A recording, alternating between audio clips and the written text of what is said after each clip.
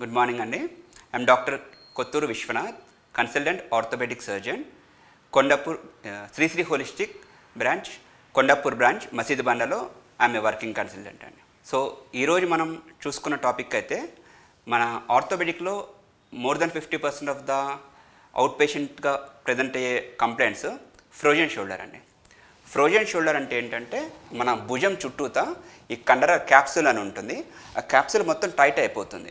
దానికి జనాలు కంప్లైంట్ ఏం చేస్తారంటే చేయిట్ల ముందు నుంచి పూర్తిగా పైకి లేపేటప్పుడు ఓవర్ హెడ్ యాక్టివిటీస్ అంటారు. అంటే మనకి 90 degrees కంటే పైకి లేపే యాక్టివిటీస్కి ఇట్లా అలా చేసుకునే ఓవర్ హెడ్ యాక్టివిటీస్ చేసే వాళ్ళకి, అండ్ షుగర్ అన్కంట్రోల్డ్గా ఉన్న, థైరాయిడ్ అన్కంట్రోల్లో ఉన్న కార్డియాక్ పేషెంట్స్లో వీళ్ళల్లో ఎక్కువగా మనం చూస్తుంటాము. And females are most commonly affected అండి మేల్స్తో కంపేర్ చేస్తే. అండ్ వీటికి ఏంటంటే సిమ్టమ్స్ ఏమంటాయి అంటే చేయి పైకి లేపుకోవడం, ఇదంతా యాంగిల్లో పట్టేయడం, అండ్ రాత్రులు పడుకునేటప్పుడు ఆ భుజం వైపు తిరిగి పడుకోవడానికి ఇబ్బంది అవుతుంది అంటారండి జనరల్గా. సో ఇవి మనం స్పెసిఫిక్గా చెప్పే సిమ్టమ్స్ అండి.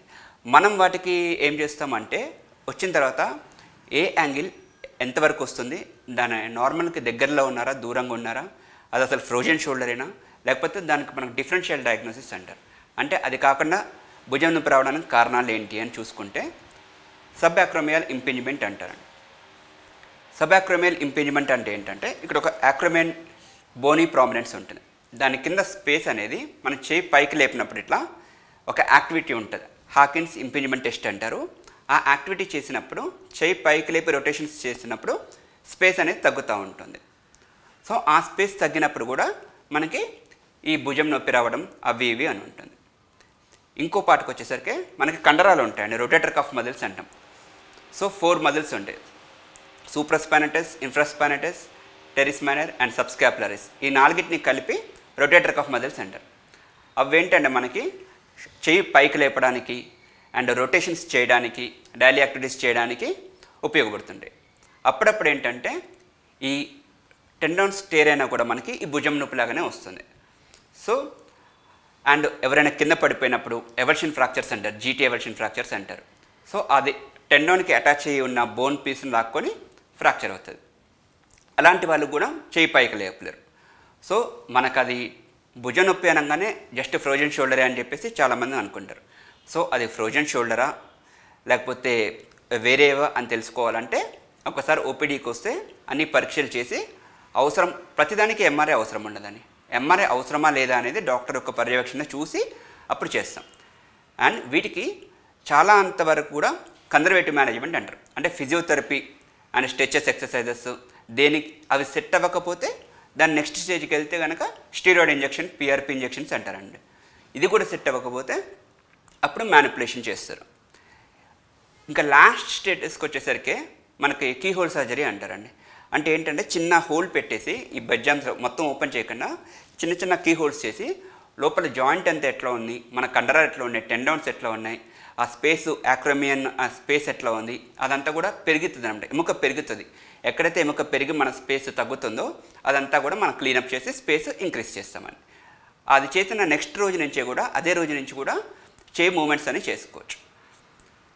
ఓకే అండి. ఇది అయిపోయిన తర్వాత ఈ సాఫ్ట్వేర్ వాళ్ళ దాంట్లో కామన్గా చూసిన ప్రాబ్లం ఏంటంటే neck pain, shoulder pain and ఇక్కడ ట్రెపిజైటిస్ అంటారండి.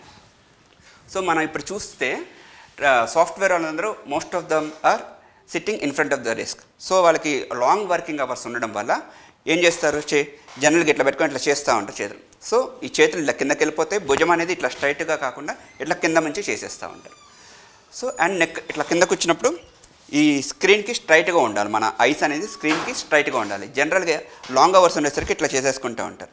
సో వాళ్ళకి జనరల్గా వచ్చే కంప్లైంట్స్ ఏంటంటే మెడ నొప్పి వస్తుంది, ఈ చెయ్యి అంతా లాగుతుంది, ఇక్కడ వెనకాల ఒక కనెక్టింగ్ మజిల్ అంటారు ట్రెపిజియస్ అని, అది మన నెక్కి షోల్డర్కి కనెక్టింగ్ మజిల్ అంటారండి ట్రెపిజియస్. సో వాళ్ళకి నేను చెప్పే పోస్చర్ మెయింటెనెన్స్ ఏంటంటే ఒక ఇట్లా ఆఫీస్ చైర్ ఉంటుందండి. సో దానికి ఇట్లా సైడ్స్ ఉండాలి, ఇట్లా చూస్తున్నట్టయితే 2 సైడ్స్ ఇట్లా అండ్ ఇట్లా బ్యాక్ రిలాక్సింగ్ ఇట్లా కూర్చొని బ్యాక్ రిలాక్సింగ్ అయిపోయి ఇట్లా 2 సపోర్ట్స్ ఉన్న చైర్, రిక్లైనింగ్ చైర్ టైప్ ఇట్లా తీసుకొని then we have to go system. We have to go near to the system as near as possible.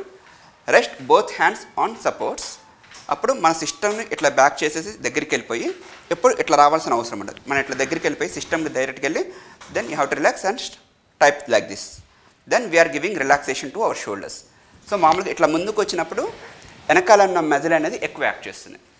So ఎప్పుడు మనం కూర్చున్నప్పుడు కూడా చేతులు ఇట్లా ముందుకు కాకుండా ఇట్లా ముందుకు కూర్చుంటాం జనరల్గా. సో ఇట్లా కాకుండా ఈ షోల్డర్స్ అనేది స్క్వేరింగ్ అన్నారు, అంటే ఇట్లా ఉండాలి back side. So this is the most common.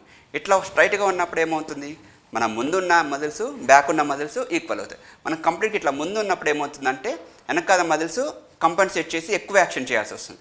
అప్పుడు అది ఇన్ఫ్లమేషన్ అయిపోతుంది. దాన్ని ట్రెపిజైటిస్ అంటారు. ఓకే, ఇది ఒకటి సెకండ్ మోస్ట్ కామన్ కండిషన్స్ అని. మెజారిటీ ఆఫ్ ద టైమ్స్ దీనికి కూడా ఫిజియోథెరపీలో స్ట్రెచెస్తో సరిపోతుందా, లేకపోతే అది అసలు దేనికి వస్తుందా, నెక్ పైన, షోల్డర్ పైన, లేకపోతే ట్రెపిజైటిస్ అనేది ఒకసారి మేము చూసి రెగ్యులర్గా most of the times conservative and posture మెయింటెనెన్స్తోనే సెట్ అయిపోతుంది. దాని తర్వాత ఇంకా థర్డ్ మోస్ట్ కామన్ ఆర్థోపెడిక్ ఓపీడీకి వచ్చేది ఏంటంటే ప్లాంటర్ ఫెషిటిస్ అంటారండి. సో మనం పైన భుజంది చూసాము, నెక్ పెయిన్, ట్రెపిజైటిస్ చూసాం. ఇప్పుడు అరికాళ్ళు నొప్పులు అని వస్తారు. ఇది థర్డ్ మోస్ట్ కామన్ కండిషన్ అండి, ప్లాంటర్ ఫెషిటిస్ అంటారు. దీనికి ఏంటంటే మన ప్లాంటర్ ఫేషియా అనేది హీల్ బోన్ దగ్గర నుంచి ఇదంతా స్ప్రెడ్ అవుతుందండి. వీటి సిమ్టమ్స్ ఏముంటాయంటే ఉదయం లేవగానే ఫస్ట్ అడుగు, మార్నింగ్ లేవగానే ఫస్ట్ మొదటి 5 అడుగులు 10 అడుగులకి అసలు విపరీతమైన నొప్పి వచ్చేస్తుంది, డాక్టర్ గారు నేను నడవలేకపోతున్నాను, నాకేం దెబ్బ తగలేదు.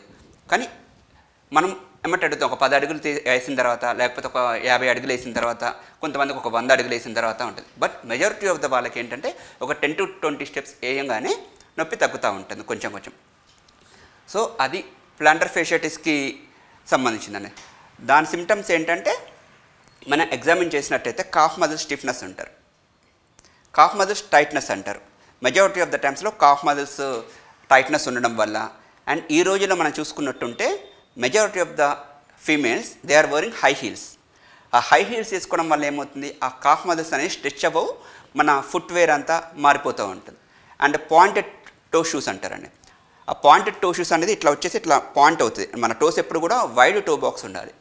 సో ఇవన్నీ మార్చుకోవాల్సి వస్తుంది. వీటికి వేరే రీజన్స్ ఏంటంటే టెండినైటిస్, ఇన్సెర్షనల్ టెండినైటిస్, బర్సైటిస్, లేకపోతే మన హీల్ పెయిన్స్కి వేరే అదర్ కాజెస్ దీనివల్ల వస్తుందా. అప్పుడప్పుడు గౌటీ ఆర్థరైటిస్ అంటారండి. యూరిక్ యాసిడ్ లెవెల్స్ ఎక్కువైనా కూడా ఇలాంటి కండిషన్స్ వచ్చే అవకాశం ఉంటుంది. సో అది దేనివల్ల వస్తుంది, ఏంటికి వస్తుంది అనేది ఒకసారి మన దగ్గరకు వస్తే అన్నీ చూసి దానికి తగిన పరిష్కారం ట్రీట్మెంట్ ఇప్పిద్దాం.